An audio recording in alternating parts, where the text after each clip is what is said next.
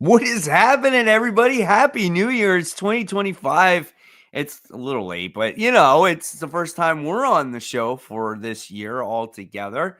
So welcome. And Kat, Brant, happy New Year to you. How you guys Thank doing? This is you. the first time that we've talked live, at least, Yeah, no, I'm excited to talk about news that are bigger news pieces that came out a few weeks ago.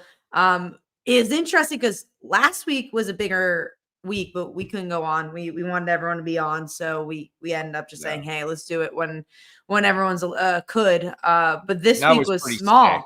Yeah, I was Yeah, pretty you sick last week. Yeah. yeah, when you had the voice message to us, I was like, yeah, I don't think that would be a good sounding show if you're like that for 2 hours. And I was like coughing the whole time. Like it's just rough. I was making videos last week and like it was so hard to do where I had to like constantly edit and stop and redo. And oh my God, that was a nightmare doing all that. But yeah, we're on this week, guys, and it's happy that you're catching this week's show. We definitely have some big news that obviously is focused around Diamond. We're going to talk a few of the other news pieces first, let the audience build a little bit, and then we'll get into the Diamond stuff. There's not too much other news, so it shouldn't take that long. And then once we get through that, we'll talk about this week's comic books, our top 5 comic books, and yeah, it'll be a first good show of the year. So let's take it away, And Kat. Start off the news. yeah, Go ahead, bro. I was just gonna say, and I fixed the thumbnail so it actually reads Oh, correctly. you already fixed it? Yeah, I already Yeah, There you fixed go. it. you Even guys before the pointed show it is out. You over. guys pointed out that the thumbnail was spelled incorrectly, bankruptcy, and it's a very easy mistake. Like just remember on that keyboard, the L is right next to the K, so you can definitely understand why there's a mistake there. So Yeah. Fortunately, I still had the layered PSD file open on my computer, so I was like, okay, I'll just oh, fix you it got in there real lucky, quick. yeah. Yeah, I got lucky. Easy fix. That was a Yep. quick one for sure. But yeah, we're gonna start with some news. So we're gonna go into it, and we'll start with some media news. First up, Jason Momoa is gonna play Lobo. I mean, that's a fun casting, but it's also interesting to see that someone who could be, Aquaman in the previous DC universe is gonna play another character when there was the whole Wonder Woman and Henry Cavill thing where they couldn't play their characters anymore. And they were like, wait, no, he's going to play this. And then he did it. So that's interesting. But yeah, no, I mean, I think that's a good casting though, all things aside. Yeah, Yeah, I I mean, mean, it's go go ahead. ahead, Brent. Yeah, go ahead. I was just gonna say, as far as just like thinking about Lobo and thinking about stature and appearance and stuff at the very least, definitely fits the part, right? And depending on if they're going like the goofy version, we've seen different versions of Lobo, or like, if they go like comical version, he's like perfect for that as well. So, but we've seen Chris Evans as Captain America and the Human Torch, so it's no big deal as far as that goes. But as far as the other actors not getting to do something, that kind of sucks. But is what it is, right? Yeah, absolutely. I mean, like he's been rumored to play Lobo for like the longest time. You know what I'm saying? Mhm. Like, and he definitely has the look for it. So it's going to be really easy for him to pull off the look, and he definitely has that that loud personality. So I think he'll definitely play the part very well.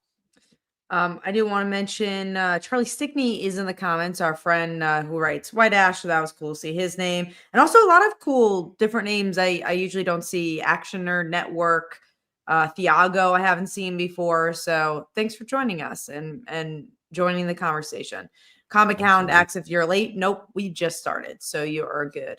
But let's get into some more media news here. So the Friendly Neighborhood Spider-Man trailer came out, which is interesting because that prequel book came out a couple of weeks ago. I believe that next issue comes out tomorrow. So we're finally also getting the show. And the animation is a little weird. I'll say that. Like, it wasn't exactly what I expected, but I'm also excited to just watch a Spider-Man show and see what it's all about. So Nico was interesting too. It's so hard to separate the comic we just read and the show and those expectations, but I'm again excited to get Spider-Man on a weekly basis, but I don't really know what to expect from this one. I don't know if I was wowed by the trailer. Yeah, it was definitely different though, different than anything we've seen before. Like the art, the animation style was different, the tone was different.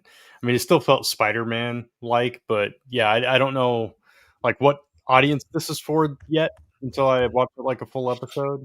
I like the comic. I like Nico, like you said, and all that stuff. So if it feels like the comic did when I read that, then I think I'll enjoy it. But I don't know. I need to see more before I Mhm.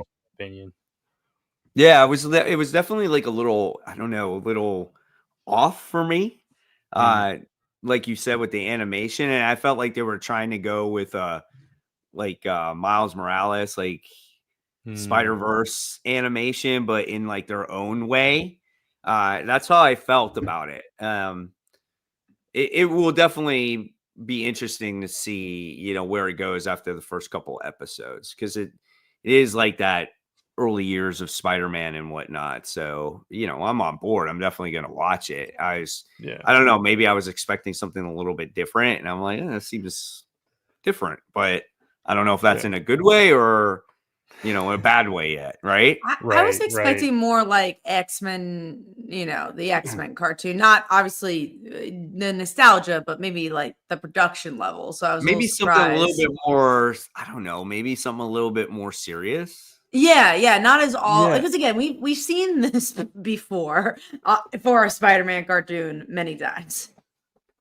yeah, What are you gonna say, and like Brent? I said, I was just gonna say like that leads me to that comment about the audience. I don't know what if this is like for a younger audience, if this is for a general audience. I couldn't tell On from Disney the Plus trailer. too? Question mark. Like Right. are younger kids Yeah. like I want to watch Spider-Man on Disney Plus, but I don't know. Maybe they are. Maybe that's how they watch their shows. But But I'm guessing they're but they not. yeah, I mean they have what is it? Spider-Man is Amazing Friends, which Sure. is more geared towards kids. So that leads me to believe this is for older, at least older kids at the very least. So I don't Maybe like know. 10 It or just 11. yeah, maybe so. It was just a weird vibe to it, but we'll see. All right. We are now moving on to the Superman trailer. Believe it or not, we have not talked about it on this show yet. And yeah, I think it's everything I wanted from a Superman trailer. It teased things without revealing everything. It felt very classic Superman. It was bright. You have all your main players, the Lois Lanes, Lex Luthor, Superman, Crypto. I thought it was a very solid teaser. I liked it. I agree. I mean, I remember when I first watched it, and just being that I'm such a big animal person, dog person, and seeing that crypto scene for the very first time, and he's dragging them, and it's just like, oh man, that's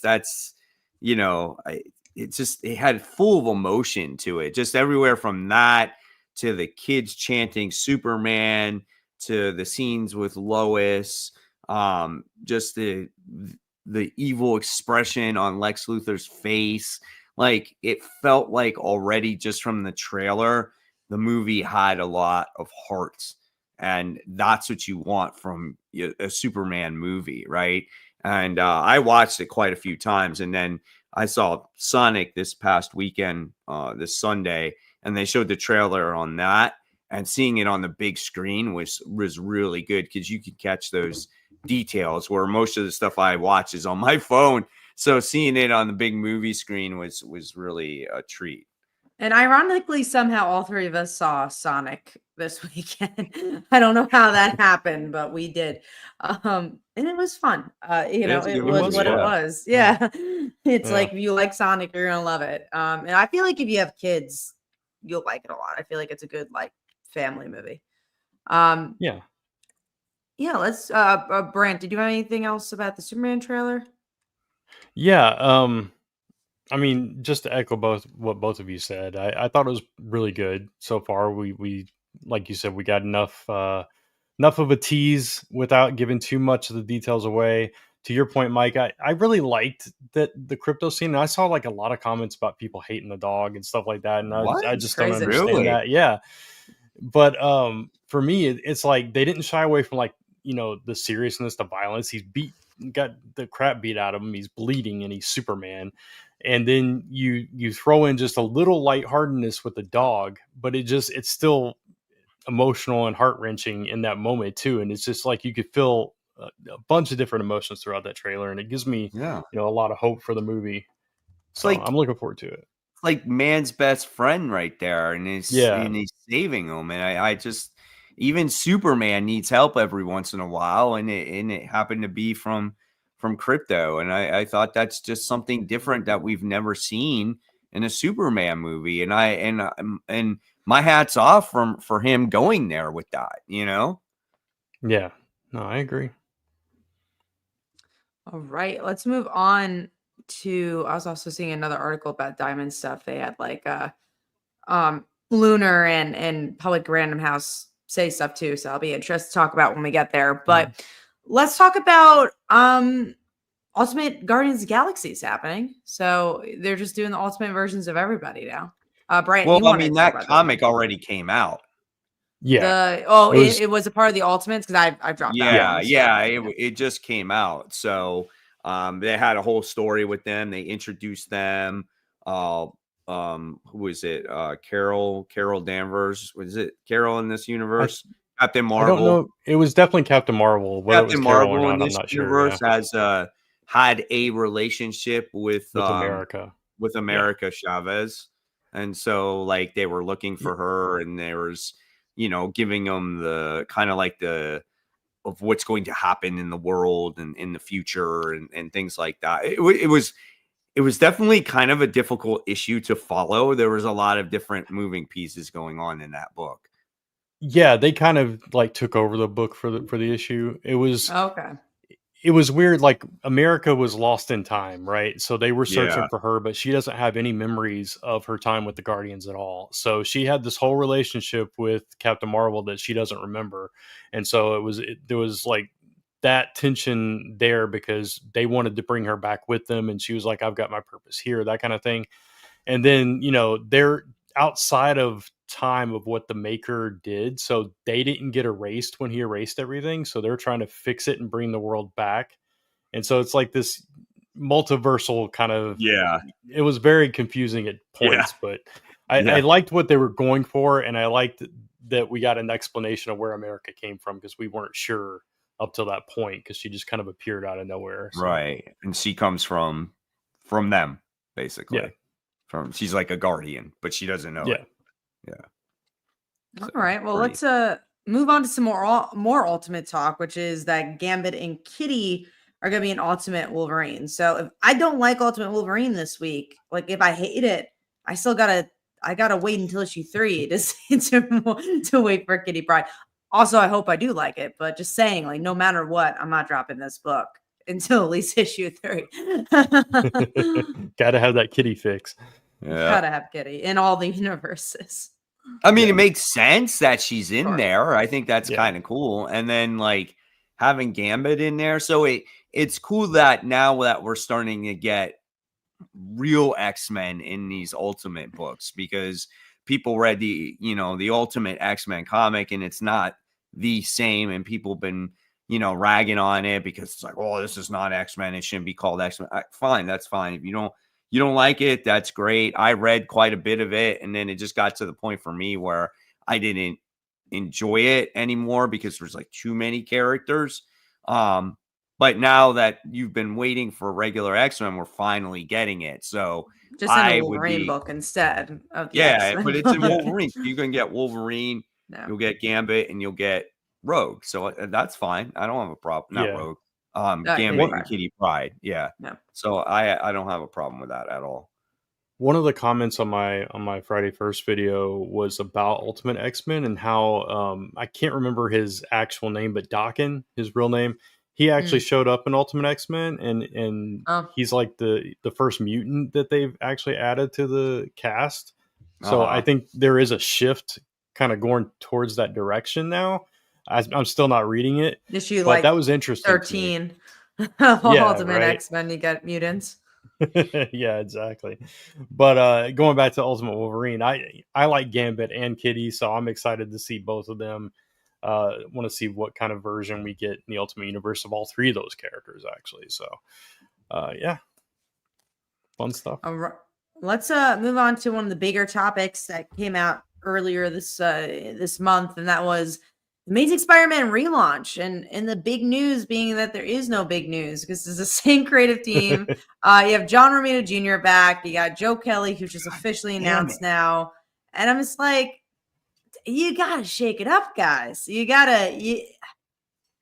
And that's what was my disappointment with Joe Kelly originally, was that I was like, oh, we've done this before. We've seen so many stories of his, and Dan Slott ended up taking the lead anyways. So I just, I'm not feeling it. I made a video on this, and I was just like, when it comes down to it, I think they were like, hey, do you want to do Spider-Man? Do you want to do Spider-Man? And they're like, no. Do you want to do Spider-Man? No. Do you want to do Spider-Man? No. It's Joe hard. Kelly, It's a hard book. You want to do Spider-Man? He's like, I guess so. Just pay me a decent amount of money. Okay, I guess. And do you mind if we bring back John Romita Jr.? I guess so. I mean, seriously, like, I think Pepe Larraz is going to be the lead artist, and I think John Romita Jr. will do a few issues here and there, or he'll do covers or something like that. So it's so frustrating. Hopefully Joe Kelly can tell a decent story, and we'll get as least John Romita Jr. as possible on that run. Well, and obviously we'll talk about the Amazing Spider-Man this issue later on, but yeah, I'm just gonna read Ultimate Spider-Man and be like, this is what I enjoy. And the best way to describe it is, if you want really good story, read Ultimate Spider-Man. If you like popcorn flick, if you like just balls to the wall action, read Amazing Spider-Man. But I think a lot of people are older. A lot of people who read Spider-Man in particular have been fans of him for a long time. And Spider-Man is known for drama. Like, he is a soap opera character. So I think that's what's weird about that book, is that it's such an action heavy series. It's not as much Spider-Man. I think he always balanced his action with drama. They released some of the variant covers for Amazing Spider-Man issue 1. I think the news was released today. So yeah, I did see that. Yeah, Lee Bermejo does one of the covers, which is kind of cool because he's always done a bunch of Batman covers, and so this one is kind of cool to see him do a Spider-Man cover. So it's pretty neat. That was the only one that really stood out for me. There's a John Romita one, which it's so basic, it's not even funny. Yeah, it's interesting that's the most exciting part, is like, what cover at least will I get? yeah, exactly. Yeah. How about you, Brant? What are your thoughts on Spider-Man here? I mean, you know, I feel the same way as both of you. I want to get back to the core of Spider-Man. We get that in Ultimate Spider-Man. We get that nice balance. We get a lot of the supporting cast and stuff like that, and that's what Amazing is missing by and large. And action is great, but it does, like you said, Kat, it needs to be balanced, and we don't get that. So I'm a little disappointed in this, but I'm still going to read it because it's Spider-Man. So always do.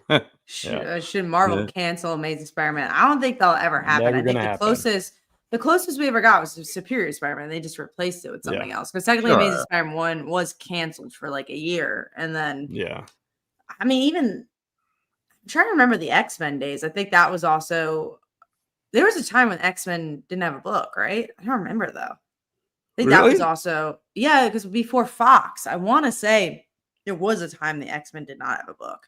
I know the Fantastic Four didn't. Didn't have a book. Yeah. Right. You guys are going to have to tell us in the comments, because I feel like there was a short period of time where the X-Men didn't, like between Red and Blue and Brian Michael Bendis. I want to say there was a gap between that, but maybe I'm wrong. I could be completely wrong on that, but if you're right, it was a very short time. Yeah, it wasn't that long. Fantastic Four, on the other hand, that was very long. That was a very long gap. But yeah, Amazing Spider-Man, that's not going to happen. It's just there. It's like what we all say, and everyone in the comments, like, no matter what, I'm going to get Spider-Man. Like, it could be blank pages, and they're going to sell Spider-Man. Just people collect it. So yeah, I got this comment here. It said, Remuda Jr. style was much better in the early 80s, which I agree. he really changed his style to that weird blocky stuff Slayer. You know what I mean? When Remuda drew Iron Man. And I completely know what he's talking about. Like when Armor Wars was out and stuff like that, and he was doing that series. I remember reading it, and I'm just like, why is Iron Man's legs like a flipping rectangle with a line between them? You know, I was just like, why does it look like that? And it's just weird. I don't know. It's just whatever. It is what it is, and we'll just have to deal with it and see that maybe Joe Kelly has a really good story to tell. We'll see. So, and again, we'll talk about that issue that came out this week later on. But the last news piece is the big one. Diamond is going bankrupt. It's funny because I'm sure we're going to talk about Aquaman. We're going to talk about Jeremy Adams later. But our original topic was going to be about Aquaman and Jeremy Adams. And then this came out. And we're like, well, we have to do a topic on Diamond. And it's a weird conversation because I don't know how much is really going to change. Diamond has really been out of the ballpark for a long time, and Lenny agrees. But yeah, it's just that they've been kind of shoved out since COVID, and the type of bankruptcy that's happening is them to redo a lot of their industry. And my guess is that they're going to get out of the direct market and focus more on that Kickstarter fulfillment stuff. I think that's probably what they're going to end up doing. But yeah, this is not huge news. Is it going to shake up the industry? I hope it's a wake-up call. I hope the direct market kind of learns that you can't just have one company working on everything. I think also maybe connection to creators could be very different. I think now with so many like ghost machines and just creators running their publishers, it would be cool to see comic book stores kind of connect in a more direct basis like you can on the internet or through crowdfunding. So I'd be curious to see what they're going to do with that. And then the big thing is, how are small publishers going to deal? Because obviously DC Marvel, they have their Penguin Random House, they have their Lunars. It's going to be more of like the Scouts and, you know, the Titans and stuff like that. Like, where are they going to go? I don't know if they're going to survive the direct market. I'm not really sure. Where does Image ship through? Is it Diamond? Or do they I think it's Lunar. Or maybe it's Penguin. Yeah. Let me see. I thought they most recently switched also, but I don't remember. I'm pretty sure they did. Lunar. They're Lunar. They're Lunar. Okay. Yeah. So I mean, again, those indie books, the big Image boom, they're going to be fine. It really is those smaller publishers that I think are going to be more pushing towards crowdfunding or maybe direct to customers, e-commerce. Like a really great example is Lady Death. What they're doing now, they're not even doing Kickstarter anymore. They're going direct to consumer. They have a website, and they even made a statement. They're like, yeah, comic fans that read our books like in the store, I think you might have a harder time now because everything that's going on with Diamond, but nothing really changes for us. We're just going to do direct to customer and do our online services. So I think those type of people are going to have to figure out what they're going to do. There's a lot of shops though that still used Diamond because you don't know how many complaints, like just based off of like my channel on people who actually said they didn't receive their books because of the one location that shut down, and everyone was in the dark. They were saying, well, why did this location shut down? And I haven't received my books in like 2 weeks. And this is part of the reason, because they're getting ready to file for bankruptcy, but they weren't really honest with that in the beginning. So now you're kind of finding out, hey, this is probably the true reason why that one warehouse shut down. But a lot of places did not get comics for 2-3+ weeks. And and they were delayed, And so these shops now have to figure out, okay, do I stick with Diamond during this bankruptcy phase, or do I go elsewhere?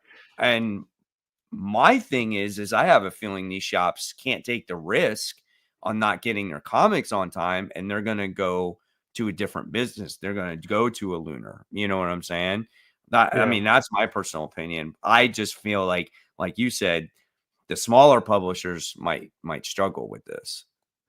What I find interesting, because I'm reading over like they, you know how they gave the FAQ for some of the Mhm. stuff in this release. So I'm reading over some of this, and I find it interesting that they've already have a letter of intent from another company to purchase the UK branch of their business, and they have offers from other companies to purchase the US version. So it's possible they're not even going to be in control of their business by the end of Mhm. all of this. So I Yeah. don't know how that's going to affect everything either, whether Correct. it's, you know, I don't know if they're going to completely pivot to other things like you said, Kat, or they're going to, focus more on the collectibles and that kind of thing. So I don't Which is know. interesting because the other things they've announced too, like let's say the crowdfunding aspect where they announced like one of their biggest last pushes was they're going to fulfill campaigns. And I was like, oh, Yeah. that's a really interesting idea because people need it. But I mean, I do a lot with Kickstarter. I haven't heard one person who used Diamond for fulfillment. So I don't know how well that's going. This is an interesting question. So Andrew Law says, how do you trust paying a company that has filed for bankruptcy? I don't know the ins and outs of that, but I think that's why most companies that go for bankruptcy die. There's Well, it's some that yeah. Yeah. do fine, but a lot of It's a times they matter if don't. they can yeah, it's a matter if they can emerge. I mean, it's a little different. I mean, it's not like they're a restaurant business that have like multiple chains and they can close stores and pay back creditors and things like that. They have like a few warehouses full of merchandise and they close down.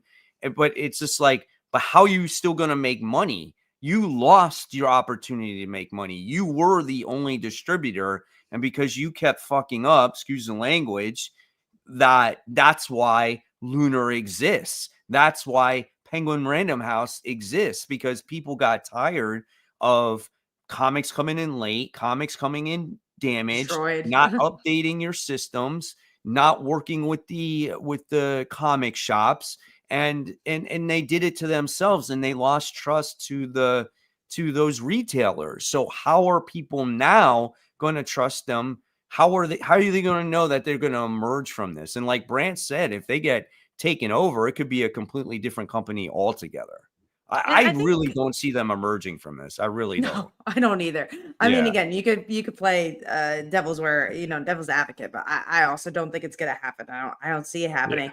But also, like, that's like what's weird about comics in general too, is that we are such a traditional medium where like we do it because that's what we've always done. Like I think FOC is a very interesting thing too. Like there's no other industry that really works like that. Where like you have to pre-order a comic and that determines how much we're gonna sell, even though you never read the comic and all that. I'm like, I think that's even like something that's like, I wish that could change better. Cause like when you go to your comic book store, you have to put something on your pull list. Like you have to be a dedicated person to put something on your pull list, say, I know what FOC is. I think it really deters new readers from getting at least indie comics. Cause obviously like comic stores are going to have the extra Aquaman or the extra Spider-Man. But like, if you want a snot girl, it makes it really difficult to get books like that. And I think it just, I don't know what the other system is because it's been in place for so long. But I think, and that was a big part of Diamond and Diamond having that aspect of the FOCs, and obviously everyone kind of keeping that because how do you not have that with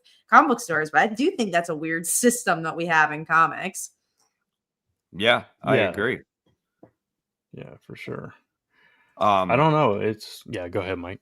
no, I was going to say I agree with you like with the FOC, because you're kind of just like you're kind of guessing, you're kind of just like, hey, I might like this comic book. And once I Right. put it on that FLC, you're like dedicated to buy it. Sure. And I get why shops do it, because Ever they, survive too. yeah, they got to Right. survive. They don't want to They got to over know what to order order. on Yeah. product, Yeah. and then, I know I have a lot of, viewers of the channels, they always ask me, why didn't you get this independent book, or why didn't you get that one? And part of it is my shop may only have like one or two copies, or they don't always get all the independent comics in, because they wind up not selling and they eat them, and they lose money that way, so it's challenging, because my shop is, they have a lot of stuff, but they are a smaller shop,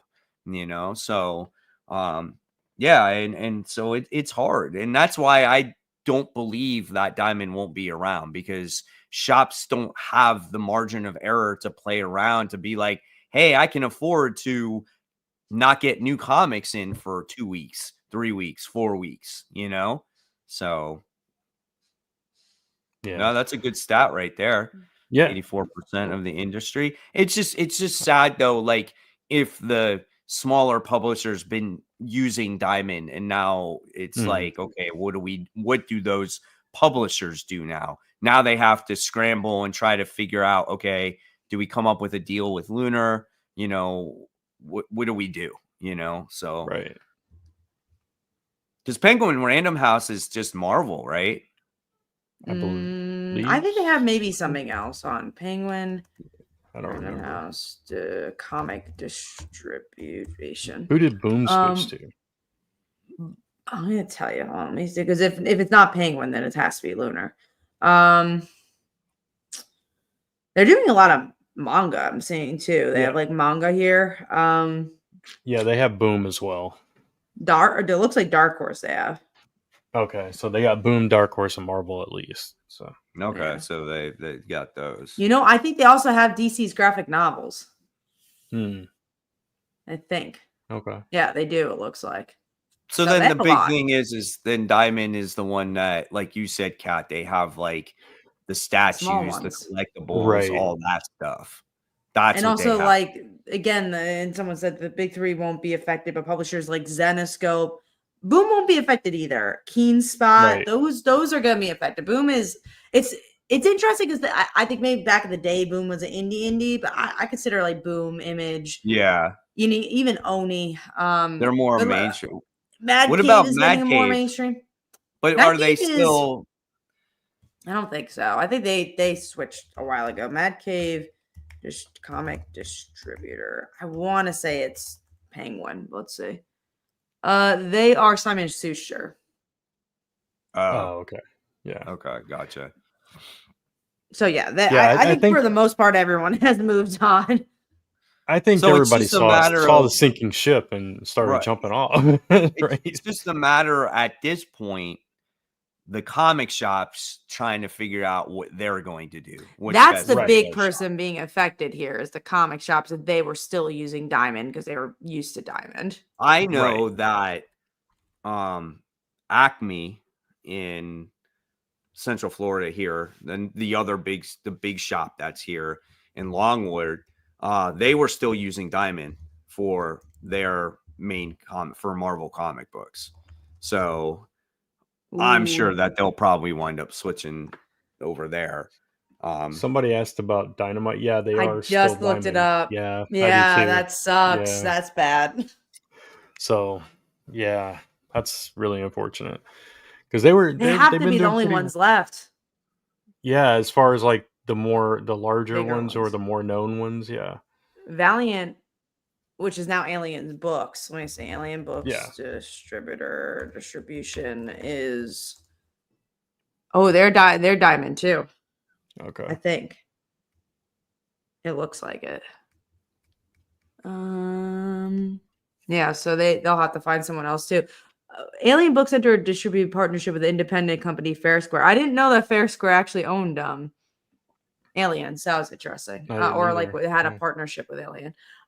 Let's not forget Archie. Yeah, there's definitely those type of companies that will be affected. Yeah. Archie's an interesting one because I feel like Archie hasn't released anything in such a long time. Like they do their onesie twosies, but they're not releasing as much as they used to. Yeah. No. I think they'll be fine though. I think they'll figure it out. They've been around too long not to.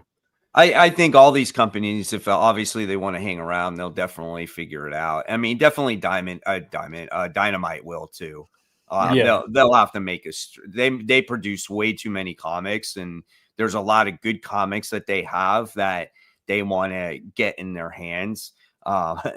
Nick Barucci there, he's kind of on top of things, so I think he probably was loyal to Diamond, but I think just eventually after this, you're just going to have to jump ship. It's an unfortunate situation, but like I said, I think Diamond just dug their own grave, just not taking care of their people. And that's what it comes down to. That's why this whole situation happened to begin with. They thought they were all going to be the only fish in the pond, and you saw what happened. I mean, for a long time they were. Even when Yeah. even when other companies tried to rival, nobody could match them until the pandemic. So Right, exactly. Someone COVID got it changed it a right. lot. Yeah. So that's cool stuff. I think that's it for Diamond. Is there any other questions from you guys? Is there any, I think we covered a lot of it. I think it's more, let's wait and see. And when it comes to the bigger comic industry, again, I kind of was alluding to it earlier. Everything's changed since COVID, and the way people read comics have changed. I always state this, like, there's other places to read comics, and I'm a Wednesday warrior. I love reading my Wednesday warrior comics. I enjoy my Marvel and DCs, my images. But there's other places to read comics. Even like some of your favorites. Like there's some great, like if you read Vault, let's say, you could support them on, Kickstarter or their direct to consumer market. Lady Death is another great example. Like Lady Death is doing, again, like I was explaining before, they're doing a whole buy from their website crowdfunding thing on their own. So branch out, get some Kickstarter books, read Webtoon, but also like read your Wednesday Warrior comics. But there's awesome comics everywhere is the point of that. And I think that's what COVID taught us, is that you can read comics everywhere. Yeah. And then if your shop knows that Diamond is their distributor, and they're being affected, just try to find out some information and see what your shop is going to do. They might be able to kind of give you an insight of, what's happening. And, if they have a plan of attack, which, if they want to survive, they're going to have to switch over for sure. The name changes to shipping to Canada is insane. I'm guessing from the Kickstarter's point of view. My best recommendation is digital books. Most of those Kickstarters do digital books. I bought it IGG, and it was over Indiegogo, and it was over $100 for 3 books. Yeah, that's going to be the sad part. I think you also have to find the type of creators you want to support as well. There's some newer creators don't know as much about the shipping aspect, but they tend to learn more as they go along. But then again, digital books are great for that as well. I saw another question. Could this not create opportunity for more local regional distributors? I don't think so. Like we were saying earlier, like a lot of people try doing that. But the only reason why like Lunar and Penguin Random House worked is because they have bigger names behind those. Lunar, I want to say, is the ones that you used to buy from, Brant. Yeah, DCBS. Yeah. Yeah. And then Penguin Random House is obviously Penguin Random House. So I think that's why those work. But the locals, I don't see that happening anymore. Yeah. Yeah. So yeah, I mean it's crazy stuff, man. Let me tell you, Diamond's been around forever, and for it to file bankruptcy, when I saw it, I was kind of like shocked, but wasn't. I was like, it's like it was a long time coming. It was like a matter of time almost, And it is sad though, because anything that affects the comic book world, it is sad. You don't want to see anything fail, and it hurts our hobby just that a little bit more. And hopefully the other distributors now that are kind of rising to the top sit there and see this and go, okay, we're not going to be a Diamond. We're going to make sure that we ship on time. We're going to take care of our products. We're going to take care of our local comic shops and thrive and succeed, so people can trust us. Hopefully that's what we're getting at here. We did have another question. It's from Mutant Genius. What do you guys think will happen to Free Comic Book Day? I don't know if much will. Again, maybe some of the smaller ones, and I don't know the exact way the Free Comic Book Day program works in that regard, but Marvel and DC had theirs released, and they didn't work with Diamond. So unless they only worked with Diamond through that project, I don't know how that worked, but I'm guessing just the other ones will take it over. Yeah, I don't know, and it's going to be kind of a wait and see on all these kind of things. And in the FAQ again, they addressed that too, and they were like, right as of right now, we're still planning on participating in this and so forth. And But you don't know how it's all going to shake out once the proceedings are done, and all the finances are accounted for and where things lay. But Definitely by yeah, May too. That's a while from right, now. yeah. But yeah, hopefully if Diamond's not involved with that, we can figure out a different way to do that.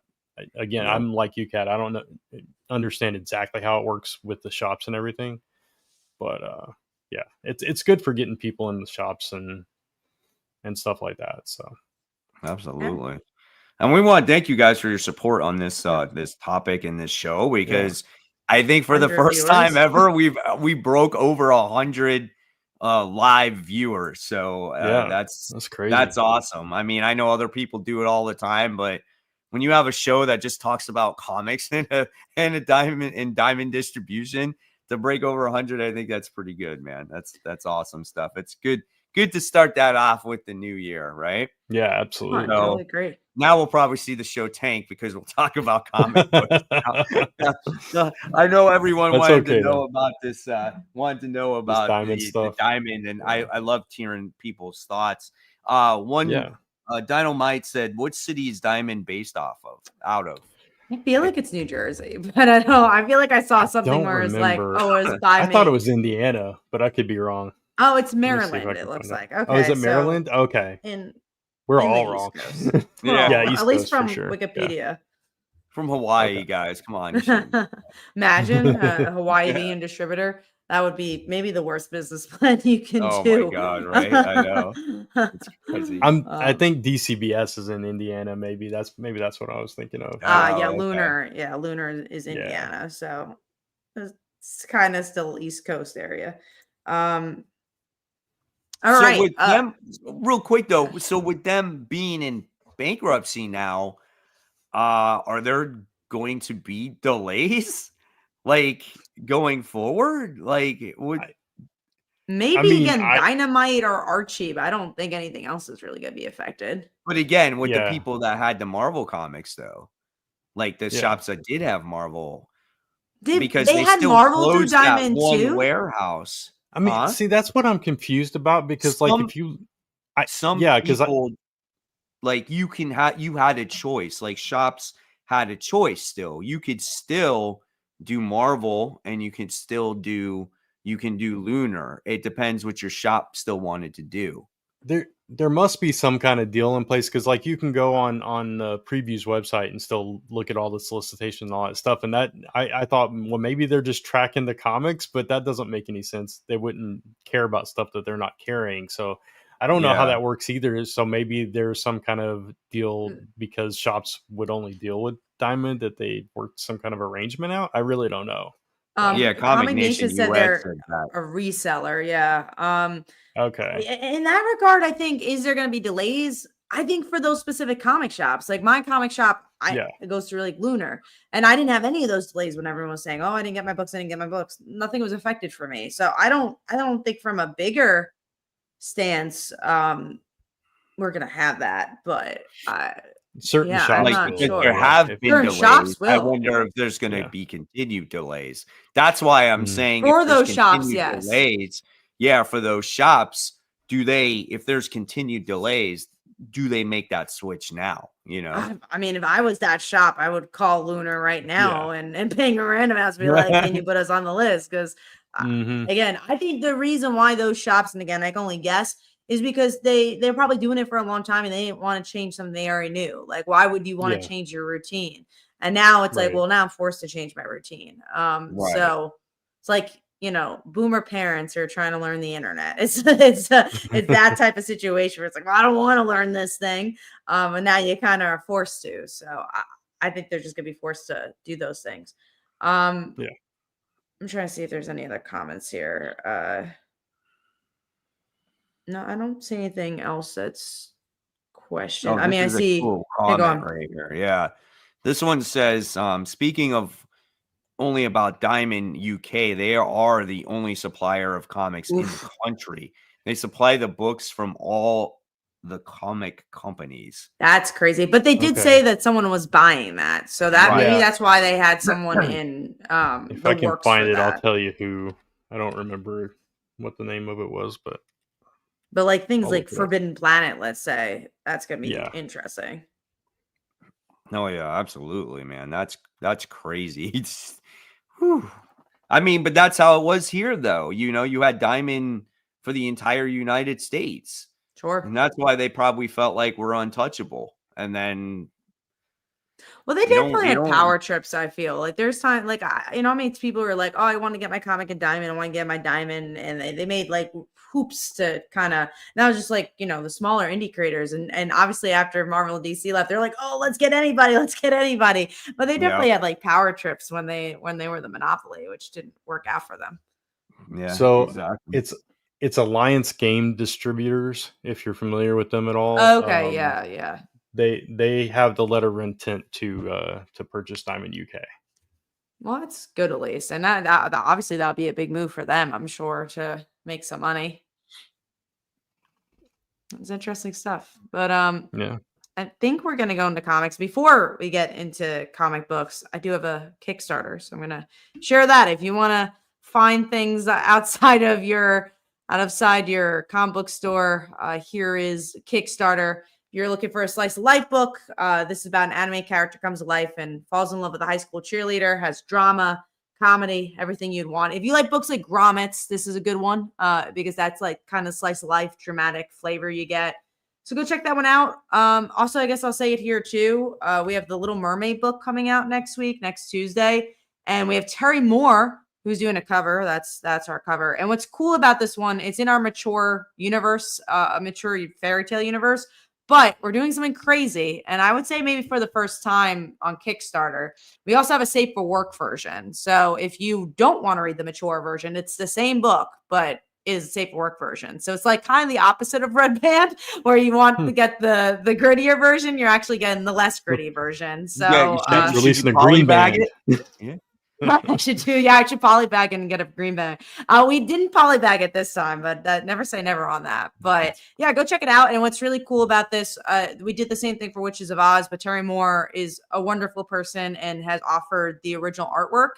And last time we offered the original artwork, it literally took 5 minutes and sold out. So if you want the original artwork for Terry Moore, I very, very, very, very much recommend following this page and getting it right away. We usually launch around like 10:30, 11 in the morning Eastern time. So go follow that page and be one of the first people. We also have limited edition Terry Moore stuff. So we're going to have like metal covers and black and whites variant covers that you can only get on this Kickstarter, and they're going to be limited. So go check all that out. And that's going to be a big campaign. We're almost at 1,000 followers, which is cool. So go check all that stuff out. And now I think we're moving on to... Oh, well, let's answer this question because we did talk about it. Did you guys see Sonic 3? We all did on the same week, Yes. and we all said it was fun. So. Yeah, it was a good movie for sure. It was a lot of fun. All right, so we're going to talk about this week's comic books. So it wasn't a very big week, but there was some solid books out. So let's dive into Amazing Spider-Man issue 65. I personally to it.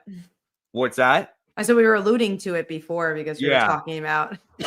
I like this one better. I mean, it wasn't in my top 5, but I did like this one better because it got to the point where, and it's out of character for Peter, where he didn't care for human life anymore because he's just like, well, why should I save life if people are just going to die anyway and be forgotten, And I'm like, dang, Peter, I'm like, way to just quit on everybody, And even though, like, again, it's kind of out of character for Peter, it's just something different. And I did feel like for me that this book did have a little bit more emotion than what it's had, because it hasn't had anything whatsoever for the longest time.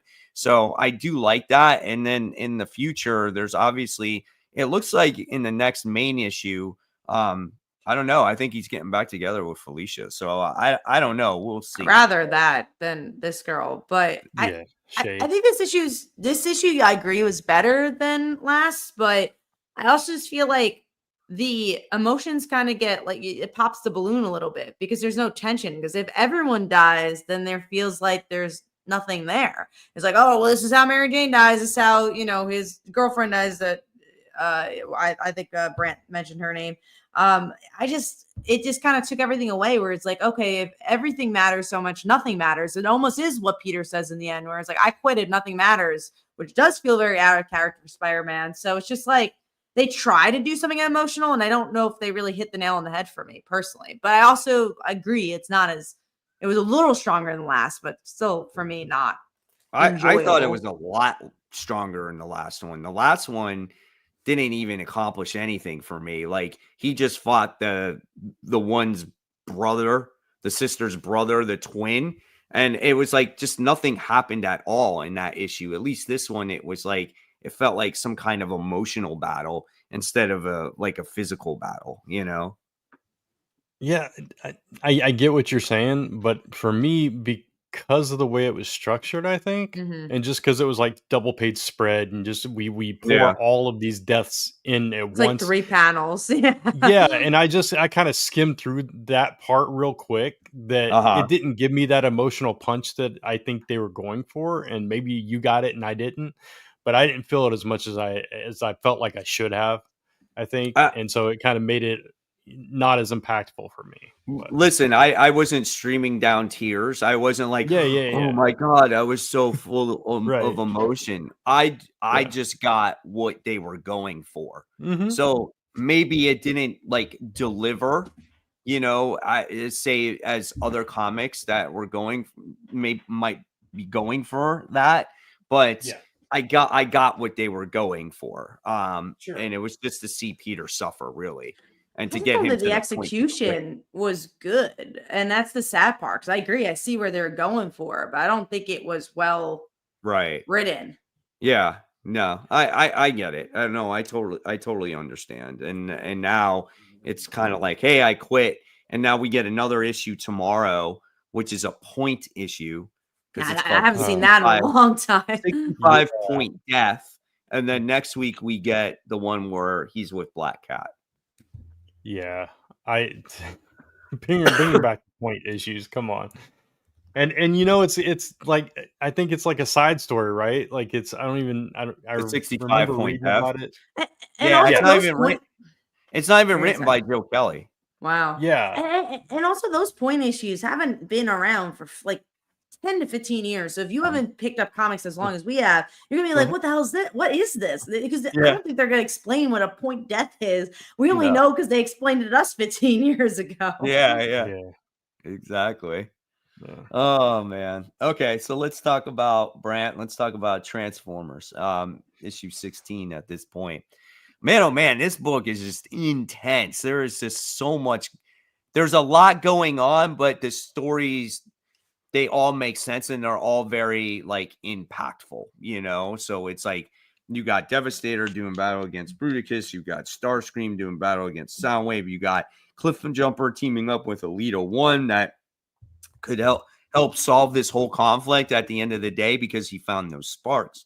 You wind up getting to see freaking Optimus Prime go through his episode again and causes the dam to explode. You get introduced to Trailblazer in this comic too. There was just a lot of stuff, but it was all very like intense and just in your face, and you're just like, oh my God, what's going on? It's crazy, man. Yeah, this was definitely the most frenetic issue of the series so far, I think. Like you said, there was so much going on. And unlike previous versions of a Transformers comic, though, it wasn't like you couldn't follow it. You could still No. follow it well enough. I did think they probably stacked in a little bit too much for this issue. It was not as enjoyable as other issues for me, but I I like where it's going, especially with the ending and who pops up there. And obviously, these episodes are tied to him having that arm and all that stuff. So I think that's going to play out, very soon. And yeah, I like overall where it's headed. I don't know. There was something about this issue that wasn't quite as good for me as the rest of the run so far. But Mm-hmm. yeah, very intense. I agree with that. I totally understand that. I get it completely. Yeah, they did throw a lot at you. It's just Yeah. if you're a follower of this, you kind of Yeah. know everything that's going on, Sure. right? I Yeah. mean, obviously, this is not the point to jump on. That Oh point was no. like a little while ago. Like I Yeah. think the first break after like issue 7, Yeah, I it's think like that was issue the time 7, I of think them. so. Yeah. Yeah. So, but I told people that if you want to read this book, just go out, buy that first trade and buy a second trade, and you'll get caught up. But it's cool, man. Yeah, to add a caveat on this, I read that and Absolute Batman like 10 minutes before we went live.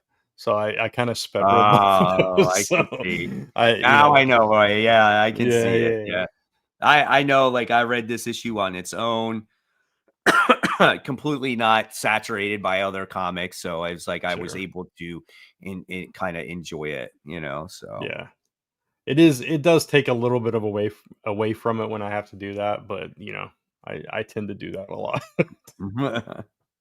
All right. So, and then we're going to talk about a book that we all read, and that's Absolute Batman issue 4. This is a book that had much different artwork, but this had to deal with, Bruce's origin story here. And I totally forgot who the artist was on this. And then I found out that one of my commenters said that it was the artist that did the Phantom Road from Jeff Lemire's Oh. book. Yeah, you're on mute, Kat. I was saying I saw that right away. That I was like, this looks familiar, and I was like, I oh, just this knew is it looked Phantom Road. different. Yeah. Yeah. Yeah, I it was was a like, lot different I didn't though. like it. Like for me, it was very. I, it wasn't like the artwork is bad. It's just it was No. just a little bit jarring compared to like what you're used to seeing in that comic, you Right. know. And so I get what they're kind of going for because again, it's an origin story. It's like flashbacks, so you're going for a different tone. But it did when he was like Oh. when you saw him as Absolute Batman, he looked completely different. I'm like, oh man, this is it's a little different for me, you know. It totally threw me off for a minute, and I was like, "Am I reading the right book?" I was seriously like, "This is this the detective or something? I don't know what this is." But yeah, the art threw me a little bit. I'm not gonna lie there. But The story was good. I mean, I felt like it was good to see Bruce interact with his dad, which was really nice, and kind of like the ins and outs of him, why he likes bats. He was like infatuated with them, and why he knows so much about them. And I thought that was really cool. So this book definitely did have like good elements to it. It's just the artwork was different. That's all. I like the poeticness of it. I thought that was good. Um, but I also thought it was a little filler. Like I wanted a little bit more from the book. I I think the think it previous was supposed to be that way. Yeah. yeah, because obviously it's a filler artist too. I don't Yeah. know why they made it, like why they needed it, but yeah, it was middle of the road for a light week. yeah, Totally get it. yeah, I definitely. Go I ahead. think I was just gonna say I think because our the hype was up so much for the Sure. previous issues of this series, it's like, man, this is taking a big step backwards. But at the same time, I also liked the content of it. I liked, his conversation with his dad and that kind of thing, Yeah. and him working out exactly what Batman was going to be and all of that. I thought that was interesting too. Like a If a trial little and cheesy error. with the fangs, but it was still interesting. Yeah, the trial and Yeah. error and stuff like that. But yeah, it just wasn't on par with what we had gotten previously. Is all. I don't know if you guys, but Comic Toby says I've seen people play Marvel Rivals and I don't like the engine. I mean, some players don't have guns and others fly. It's not an even level playing field. I haven't So I played don't know, it, but I've Brand, have heard you played people Marvel have talked Rivals? about it. I played it once, Okay. because it was free to download, I think, Yeah, and it's free. yeah, when I first saw it, I thought it was like more like Fortnite gameplay, and then when I got into it, it wasn't. Then I was like, yeah, I don't. And it was Won't a learn a lot new of thing. yeah, it was a big learning curve because you had to unlock certain abilities, you had to train, you had to team up with this character to do that, and it Mm. was a lot more than I was willing to devote time to. So My But son plays it. He actually yeah, really likes it, and that's he's cool. pretty good at it. And I would say that the big thing about this game is that there's different tiers of characters. There's like obviously Yeah, there's like tank character, there's a healer, there's all these different versions of characters, and you have to kind of get the right combination of characters to win your certain battles. So yeah. he It's plays with friends online. It's 6 on 6, and that's kind of how yeah, it goes. And a it's lot of like a people are enjoying it. yeah, it's like a console version of a mobile game, which is kind of weird. Yeah, But yeah, yeah, it's definitely that kind of vibe. Yeah. absolutely. Let's see. We got Mutant Genius says, great show so far. I gotta dip out though. Work in the AM. Thanks. Yeah, no Yeah. problem. Thanks for watching. Hopefully you'll catch the rest on the replay. So thank you so Yeah, much for thanks. watching. Um did any of you read Lucky Devils? We are So that came out gonna last talk about week, that. right? Oh, it came So out. Let me yeah. see. No, it came out. It came out this. It's on the list. We're gonna It talk came out about it. this week. Yeah. Oh, was it this week? Oh, it Mhm. was Yep. the number one. That's right. It wasn't in my top 5. That's right. Yeah. I was getting my weeks mixed up, man, because it's like I think I read it last week. Last Like, week also had a Okay. lot more books. I will say that. This week Yeah. was a lighter week than last. okay. All right. So we talked about those 3 books now. So let's go on to our number 5. So what is your number 5, Brant? I'm trying to sort it out. Cat, what's your number 5? We'll Yeah. get back to Brant Give me while he's one Uh, working on second. it. Yeah. Mine is Sorry, I'm rearranging. Magic. I That thought it was that oh, is is mine your too. number 5 too? Yeah. Because it Yeah. was decent. I That thought for might the be first mine. We'll time see. they were explaining who Magic was. You know, it's like, oh, cool. There's a reason why I could like her. I like that it wasn't as X-Men driven. I like that I'd do more about like the limbo aspect. Yeah, I thought it was a pretty solid way for an issue 1. I'm curious to see where issue 2 is going to go and where the rest of the series is going to go. I Yeah. don't know if it blew my mind, but I liked it. I liked how it dove into the story like right away. It didn't mess around. It wasn't this hey, they tried messing around with having a happy birthday moment. She's like, I got work to do. And she got right into it. I like the vibe of the comic. I like how demons show up. I liked how it had this horror vibe into it as well.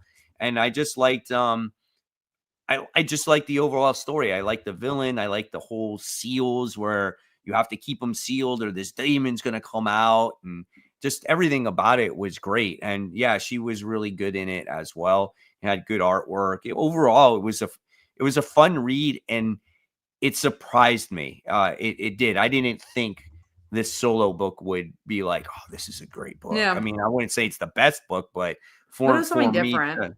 yeah, for it to make a top 5, I think it says something. Mhm. All right, Brian, you got no choice now but to go. Well, I'm just gonna go with Magic because it's between Magic and one other book. So, I'll disagree with both of you because it did really surprise me. I didn't expect to like it as much as I did. Um, I went in this with very little expectations because we get so many solo books from characters in Marvel and stuff, and half of them are decent, half of them are not great. So I didn't really know what to expect with this one, but I liked the direction of it. I liked the villain and the seals and her, kind of reluctantly teaming up with this kid that has inherited this, new purpose in life, and new responsibility and all that stuff. I thought that was really interesting.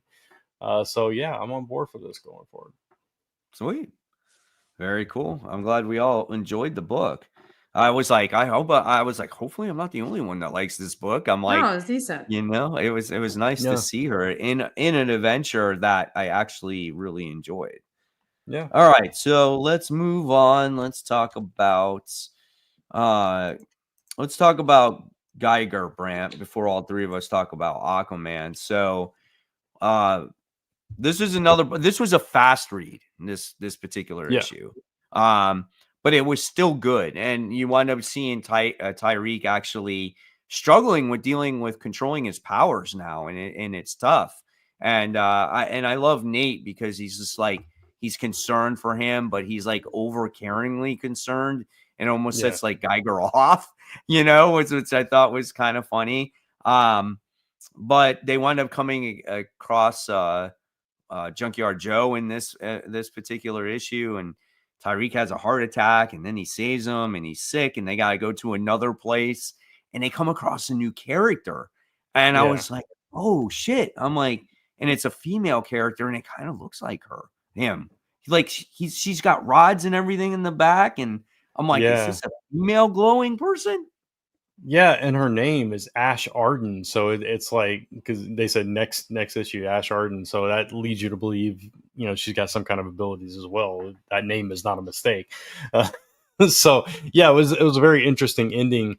And yeah, Nate was almost like a child, like a child trying to, like, you know, just doing too much and stuff. You know, you're like, that's enough, you know, just go away, sit down. You know, that's how he was treating Nate, and that's kind of what set him off. But and then you got the animal companions that are always fun, the zebra with the 3 eyes and all that stuff. So it's always a good read. But yeah, it was a quick read, and obviously it was a transitional issue to get them to this new place and meet this new character. So, but it was a necessary issue, and I like seeing Junkyard Joe, who I don't know what that little flashback of Redcoat was in there. You know, if that was Yeah, I Joe was kind of remembering, lost or on that yeah, too, but I think Junkyard Joe, he probably knows who he is too, so yeah, I'm not sure, but it's all leading into something, obviously, right, you know.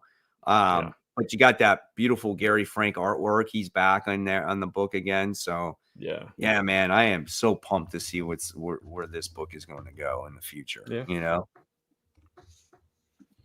So, okay, so let's talk about Aquaman issue 1. Aquaman hasn't had a title in years, and I don't like Aquaman. I had no expectations for Aquaman. The art looked good, and Jeremy Adams was writing it. So I'm sitting there going, okay, well, let's give this a try. And if Jeremy Adams can get me on an Aquaman book, then you know that the dude is truly a great writer. And after reading this first issue, I really enjoyed the book. I had a blast reading it, and just seeing him with Mira's powers and finding this orb and this orb leading to someplace else, just was all great, and it was very intriguing by the time I wound up getting to the end of it. Yeah, I agree. I was pleasantly surprised. I also do not like Aquaman very much. But I think it did a good job at like showing that the mythology is going to be expanded a bit. We had the ending with like the dark side symbol. You had the family aspect, so you know there's gonna be a lot of character stuff. It's just what Jeremy Adams does best. The artwork was really solid. It made it very easy to say, okay, I'm gonna pick up issue 2. Yeah. No, I don't really have anything different to say. I mean, it was just because he was writing it, I was excited about it, even though it is Aquaman. And a few weeks ago, we talked about the path being very similar to the path Jeff Johns took, and in a very similar way, it was like Aquaman.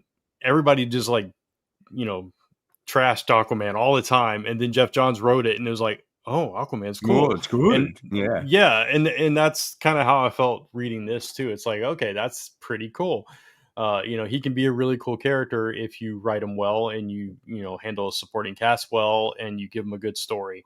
And that's what we got here. So Yeah. Yeah, he's definitely taken the same path. I mean, he wrote Flash, he's writing Green Lantern, Aquaman. He's going to do a Green Lantern event. Like, you know what I'm saying? So it all yeah, follows the greater very scene. similar Now it's path. just a matter of like, does Jeremy Adams actually take it to the next step? Like, is he, and this was going to be a topic of ours, Mhm. does he actually become the next big DC writer?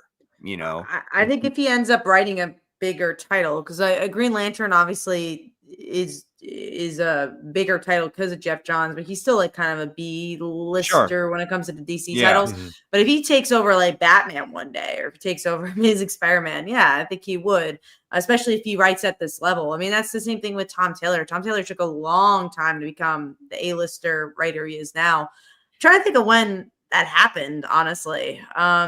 because it wasn't the days of like Laura. He wrote Spider-Man, but it was the Friendly Neighborhood. Yeah, it's I a think friendly maybe around that neighborhood, man. Iron Man, maybe. Hmm?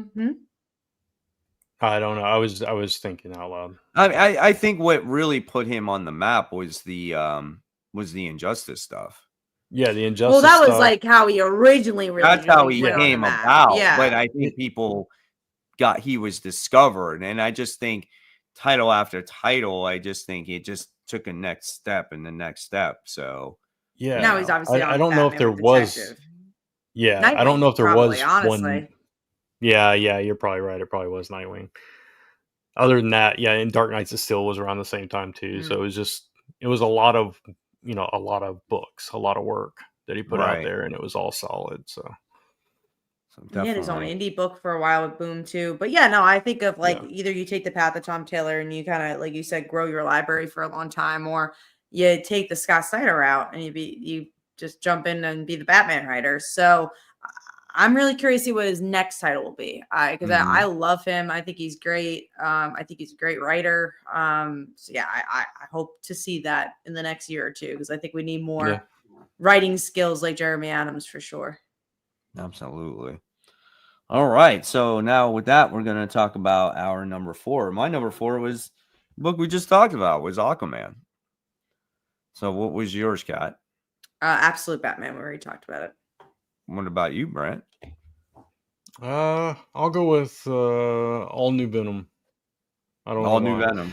Cool. So now we can talk about the teaser. Now we can talk about All New Venom. Yeah, now we can talk about the teaser. Yeah, no, it was a decent issue. Yeah, it was decent, right? I mean, I liked it. My biggest thing is I love how Al Ewing realizes that everyone hates Paul, and so he's going to make. Oh yeah, that was my favorite part of the issue. Yeah. Oh, he disrespects him so bad. He's just like, whatever you say, Paul. And it's just like. And then he tries to get him ice cream, and like he like totally like leaves and escapes out the window. You didn't read this, right, Kat? No, I didn't read. Oh, this. My goodness! It was so good. He's talking about Dylan. Dylan is like just disrespecting Paul left and right, and Paul's being like this. I don't know. He's trying to be a father figure to Dylan, and Dylan's just not having it, and he's just like. Yeah, like Mike said, whatever you say, Paul. Yeah, Paul, you're really cool, Paul. It's just all this kind of stuff, and he was echoing our thoughts through Dylan, and it was that's cool. Brilliant. It was beautiful. Yeah. Someone really needed to do it, and he's determined to figure out who the new Venom is, and so he's kind of like the detective of everything. And what happens is you find out in this issue that it's not Luke Cage, because Venom gets a shot to the head and there's nobody there. There's nobody in the skull portion because Venom is so big. So it's not Luke Cage. Is bulletproof. So it would have just bounced off of him. Yeah, exactly. It went right through him. Yeah. So it was pretty interesting there. And who was after Venom too? Who was it? It was like an AIM soldier, and then who was the villain next to him? Oh, I can't remember now. That was one of the first books I read, and I don't have it in front of me. Yeah, I don't remember. Forgot who it was. Yeah. So, but yeah, I love how he hates him. Paul was made to be hated from the start. He didn't have to do much but exist and be with Mary Jane. Yeah. Even Mary Jane was getting frustrated with him in this issue, though. She was just like, Paul, stop. It's like, he's a kid, dude. Just chill. Yeah, it's funny, man. And like they draw him with like the crazy facial expressions. Like it's so funny. And so that was the best part. If it didn't do that, it probably would have been not very good. But being that now Dylan hates him, like I love that. So that's cool. All right. So okay. I did my 4. You did your 4, Cat, and then Brent did. And he did his, So were you going to talk about the teaser or no? Oh, right. There. Let's show the teaser too. So thank you for reminding us. It's gonna be revealed to All New Venom's gonna be in issue 5. So you gotta wait a little longer, but it's the whole, Jane Foster of them all. You're waiting a bit. But this is the teaser. You could kind of see who it is in the middle. Like you see a little blurb that, like you said, Mike, earlier before we went on that Yeah. you could tell that Look, they're a skinny person. yeah, you can tell, like, if you see him ripping off the gold part, you can see 2 little fists there, Yeah. and you get to see, like, the little head. So the character doesn't look very big. It looks like a more tiny character, a thin character. So if it's a thin character, if it is Rick Jones, maybe. I don't want it to be Rick Jones. I still want it to be Paul, and Paul's a thin character, so hopefully it is him, and Mary Jane hates him and shoots him, and like I said, it's done. He's all done, and Dylan just laughs in his face. Bye, Paul. That would be hilarious. I do Man. think Rick Jones probably makes the most sense, but we will see. Paul's been, it sounds like he's been made fun of a lot in this issue. Yeah.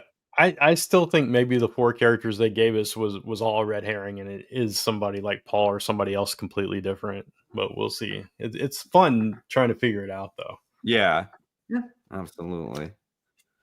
Right. Okay, so let's go on to Batman and Robin on this one. So I stopped reading Batman and Robin, and then people are telling me it's good, that I should read it.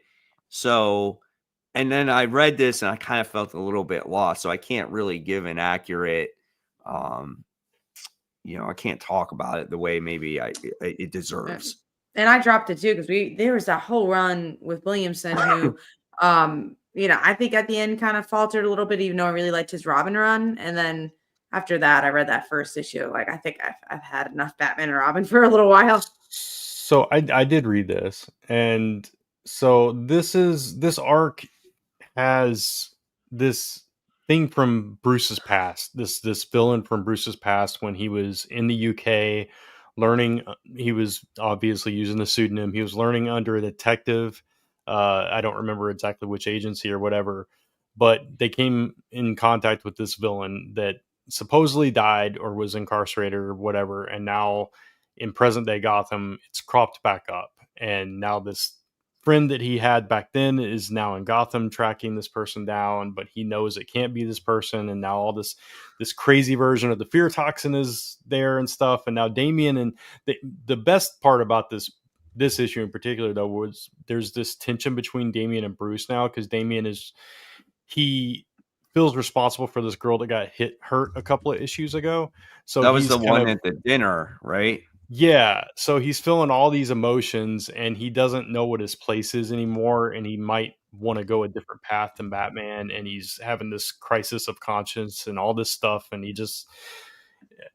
Batman's not really understanding it or being, so there's like this tension between them, and it's a really good father-son moments in this issue between them. So that's the good part of this arc. Gotcha. Right? But it is, because they do a lot of flashbacks in this arc, though, it's, I don't know, there are some slower hard to follow. Yeah, a little bit. Yeah.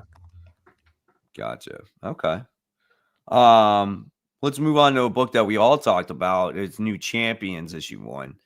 So I almost didn't get this, but I had no books, so I was like, I guess I'll get it. I liked it. I did too. I feel like this is kind of like Marvel's trying to answer to DC's new to Titans. Yeah. And sure. My only issue with it is there's like too many characters. Like, you got introduced to 4 characters in the beginning, which is fine. And then all of a sudden we throw in Hulkling, or not Hulkling, the Hulkette, the Spider-Boy. There's another character at the end. And they're like, who will be in the New Champions? And you're kind of like, hopefully none of them, because I don't want everybody to fight for panel time and not find your favorite character. All of them. What's that? Yeah, it's probably just going to be Spider-Boy. I don't even know if it's going to be Spider-Boy. I think it's going to be the ones that were on the cover. There were a couple of other characters that weren't featured in the issue, I think. So, I mean, obviously, I read the Spider-Woman comic, so I knew who these characters were. Right. But sure. I still think they did a decent job at reintroducing them. And what I did like about it was that each of them had their own stories. And we got a little glimpse into each of their personal lives, which I liked, because that was a lot more than that Spider-Woman arc did. They were just kind of, throwing in characters in that story, and here we fleshed them out a bit, and I Mhm, liked that, and I liked, mhm. some of them were dealing with, traumatic situations or bad home lives and that kind of stuff, so that made it more interesting to me. Obviously, at the end, when you throw in all those characters because of this spell or whatever to bring or whatever, I don't remember what it was, but bring all the new champions or whatever, and it kind of misread it as let's bring in every Hero. superhero under the Yeah. age of 15 or whatever. uh, but yeah, I still think that's fun though, but I think it's just going to be like a cast of like 6 or something. Yeah, no, I Yeah. think I liked this issue because like you said, they did show glimpses of their personal lives. I stopped right when this arc started with Spider-Woman, so I didn't Mhm. read that section, but they did a good job with that. I think my only gripe, and this is like a Marvel gripe in general, it feels very similar to anything else we've seen before. Like every issue Mhm. one's almost the same. Big action piece, slow it down, big action piece again. And I'm like, oh man, Sure. I've read this a billion times already.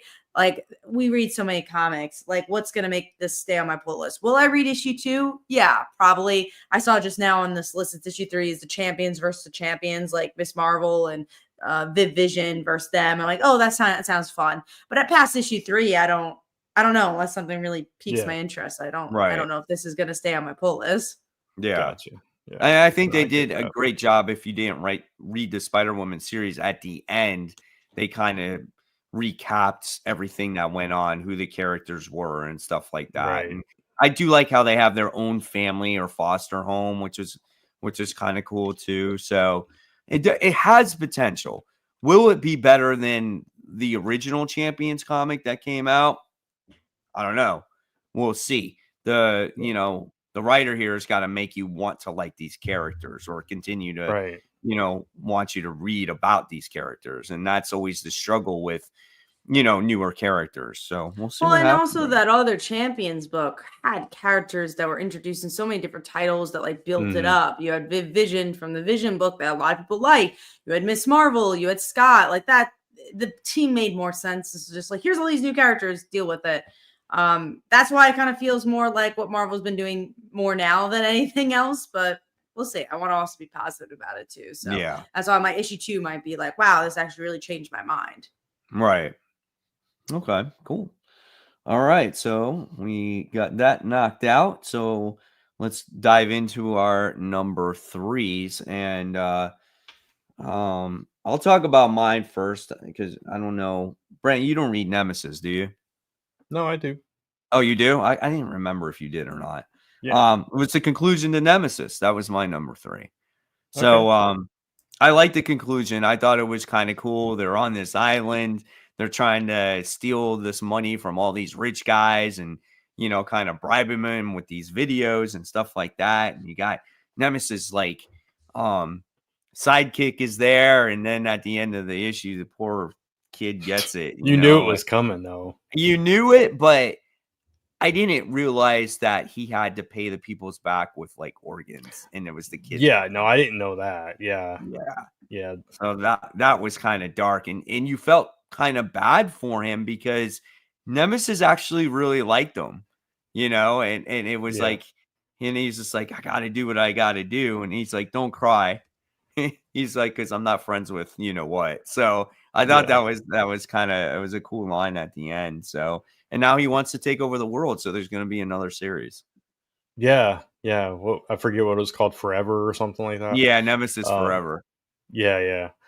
So yeah, it was it was definitely a definitive ending. I mean, we he cleared the board of pretty much everybody. But yeah, you knew that was coming since they introduced the first rookie or Yeah, whatever. So yeah, so I was like, well, this guy's on borrowed time, but I didn't know how dark it was going to get by the end of that. Yeah, for sure. But it's interesting that Nemesis, even when it looked like he was beat, was like 5 steps ahead of oh everyone. my god, yeah, he's Yeah. such a cool villain. Yeah. He really is, Yeah, a evil Batman. yeah, that's exactly what he is. Okay, so Kat, what's your number three? Mine is Uncanny X-Men issue 8. I really like the build up to this Professor Xavier story that's going to be coming up. I think I miss comics that kind of use building blocks to get to big moments instead of like, here's this big moment, deal with it. And I feel like this book does a good job at that. So I like this like mini crossover and how the both different X-Men teams are on different sides, and some things they're on the same side for, something they're not. And yeah, I liked it. That was solid. I like the revelation about Professor X in this too, and that there were other like super telepaths, not just the two that we've seen, but there was like 5 of them in total. There's 5 of them, yeah. I thought that was really interesting. And the origin of scurvy, how he was this, guy that was on a podcast and turned into the super mutant and all this stuff. I thought all that stuff was really interesting. The conflict between Cyclops and Rogue that just would ebb and flow throughout the issue. It was just really well paced. And I like this little crossover too. And I'm excited, for what comes next with Professor X too. Yeah, it'll be interesting to see. I was tired of the Rogue and Cyclops argument back and forth. It's like, okay, how many times are we going to do this? Like, it even did it at the end where she like slapped him in the face, and I'm just like, okay, like I get it, right? But how many times are we going to see that? That was the one thing that really bugged me. That was it, But I am curious to see what's going to happen with Professor Xavier. And like Kat, you said, to lead him into this like event that's coming up with all the books. So interesting. And we did get a different artist that time around in this issue. So okay. Everyone went then, right? Think so. No, I didn't. Oh, you didn't go, okay. Yeah, that's right. We were talking. Yeah, we were talking about Nemesis, but mine's Champion, so we already talked about it. Oh, okay. Okay, cool. That's cool. All right, so we talked about Uncanny X-Men. Oh, okay, so now we're at Lucky Devils. So, Lucky Devils was a decent book for me, but man, there was a lot to grasp going on, like with like all this lore and everything. So I'm gonna continue it because I want to see like direction that it like kind of like where it goes, but just the whole thing of them wanting to take over hell and trying to assign a devil to 1 every 100 and 1 every 400 and then 1 every 1 every 10. Like I was just like, okay. And then it's like, we want to take over these people because we want them to be, power hungry or whatever. We want to make them evil, like, or do bad things. And we kind of can't because they're such good souls. It was an interesting concept. I just felt like it was like a lot going on. Yeah, unlike 8 Billion Genies, where it was a pretty easy concept to follow. Everybody has a genie. You have one wish. Do what you will. This was like, it was a lot more convoluted than that, but very similar in concept in that way. Yes, and I did think it was interesting that we learned towards the end, and this is a minor spoiler, but that these devils somehow got halos or something that resembles a halo or something like that. And so it's like, okay, are these actually good? What is going on here? I don't know what this means. But now they're just going to capitalize on these people being good. And is that going to in turn make them good, or is it going to make them more? I don't know what exactly this is going for yet. So. And I think we just need more story. And I just want to see them attached to these humans just to see how the human story develops. Like, I liked how they introduced the humans and kind of like how their lives are. Like, I love that concept of it. And then once the devils showed up, I was like, okay. I'm like, all right. It is interesting because they actually call themselves like the devil on your shoulder and said, we've been around you since you were born. And, anytime you're like angry, that's me whispering in your ear. It was like that, taking that concept that, has been around forever and like visualizing it, So I thought that was interesting to do that with the concept at the very least. But I don't know if I like this as much as Genies. So I'll read the next issue. But I'm not quite sold on this one yet. So. Yeah, me too. I right away, Genies. When I read that book, I was hooked at that last page. I was like, oh man, I got this is the next best comic book I've ever read, And this one, I kind of was like, I don't know. Is it going to be too much for me? Am I not going to get it? Like, am I not going to like it? So, you know, I did think it was good. I do think it was a decent concept. I did like it, but it's just, I'm not 100% sold yet. Right. So. All right. So let's move on to number 2. Kat, what's your number 2? Mine's Aquaman. We already talked about it. Nice. What about you, Brent? Mine is Uncanny X-Men. Cool. Mine is Geiger. So that's mine. And then we'll just jump right in to the number 1. I don't think we talked about Daredevil yet. Oh, I'm sorry. I know it's a big one. No, I read it. It's, you know, what the previous series was, except they're like, let's add blood, but don't let anyone curse. Even though they are cursing in this book, we can't have them curse. That was fun, but again, it was just fine. Will I pick up the next issue? Yeah, if it's a light week, I'll probably pick up the next one, but it also felt forgettable in my brain. I'm right there with you. I'm not really familiar with, and I know this character is pretty popular, like the Muse character, but I don't know like really the power set, and I didn't think that she did a great job at introducing like or making you understand who this character actually is. And was I the only one thinking that? Like, no, I felt the same way. I wanted a little bit more information to get excited for that character. Right. I like the beginning of the book where she's in Hell's Kitchen and she's doing a drug bust. I actually really liked the like the narration for that. It hooked me, and then it just like as it went on, I was like, oh, that wasn't as interesting as the beginning. And you just got this. You got the Muse character possessing this random girl, this artist, and it's like, okay, and we're gonna show her stab the dude a bunch of times, and that was kind of it for me. Like, I don't know, but I might try issue 2 just to see how the story develops and what kind of week it is at the same time. Yeah, we'll see. So Brant passed on this. He had no intention on reading. I feel like you tried to lecture a lot, right? Yeah. Oh, you were just like, I'm done. I just forgot about it, honestly. It was a forgettable issue, so it's okay if you forgot. I don't think you missed much. Yeah, it's nothing that like really, stands out all that much. All right, so now we'll go on to the number 1 comic. So Brant, what's yours? Mine was Aquaman. So okay. Mine was Transformers, like usual. Mine was Snot Girl, like usual. So Snot Girl came out this week. So this was interesting because we got a little bit of Caroline's past, the girlfriend. So you thought it'd probably be an issue about the mom and their whole like coming out thing, but it was really like, oh, this is actually like what Caroline's all about, and the whole book again is about being an unreliable narrator. So my guess is that all that's just kind of fake. But no, it was fun. I like seeing the chess pieces being played, and it's a great book, and I had a good time with it. Very cool. Awesome. All right. So now we're going to go into, I'll hand it over to Brant real quick, and we'll knock out these most anticipated books for next week that we're looking forward to.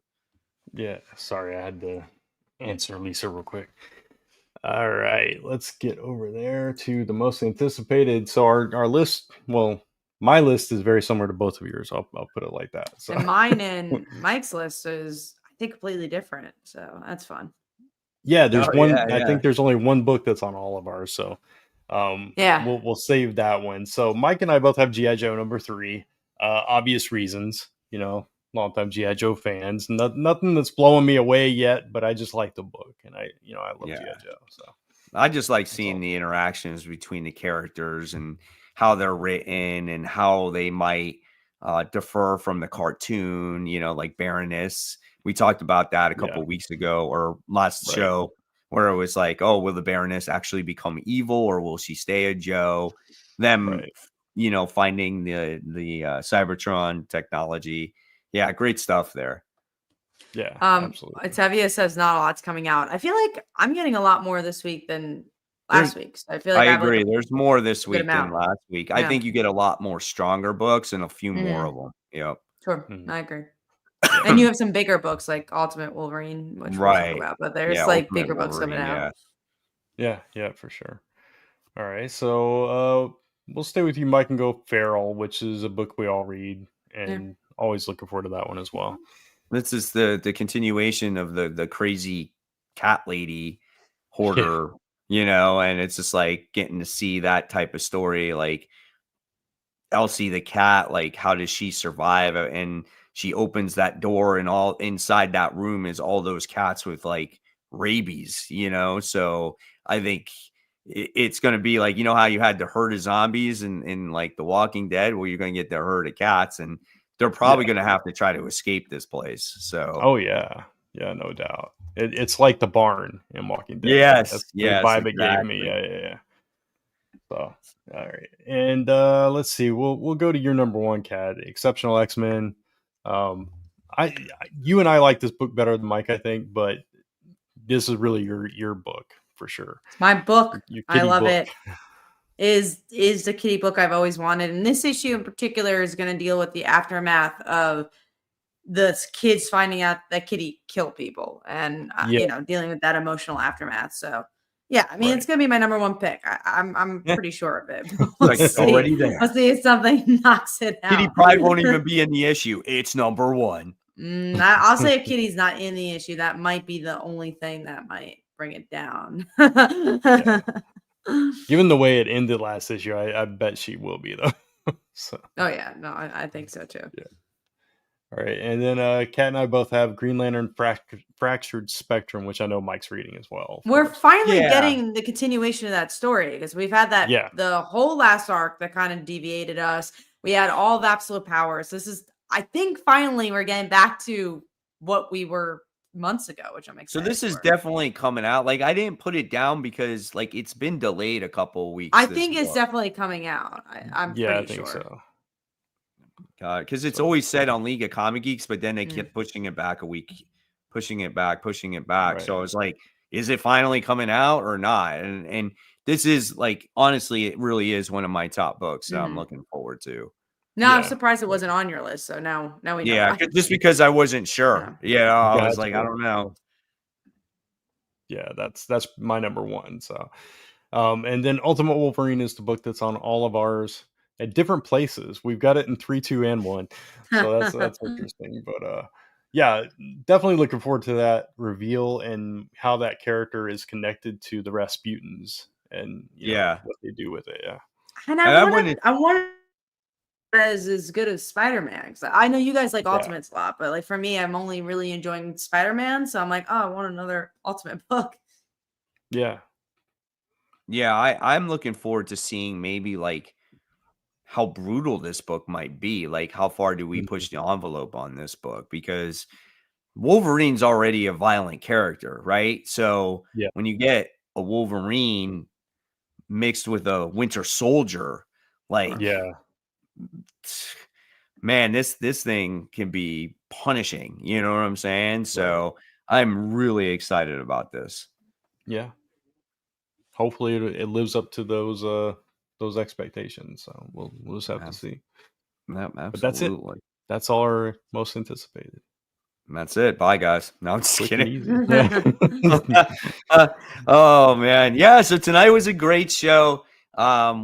Luckily, this news dropped today that was fresh news, and we got to discuss it with not only us here on the panel, but with all of you guys as well. So thank you for watching and tuning in, and hopefully you enjoyed the show. And don't make this the only show that you watched if this is the first time you've tuned into us. We've been doing this show a very long time, and and it's great to get a new audience or new people on here, and this is kind of what we do every week. So much appreciated if you stuck with us through years and years and years, or if you're brand new just watching this entire show.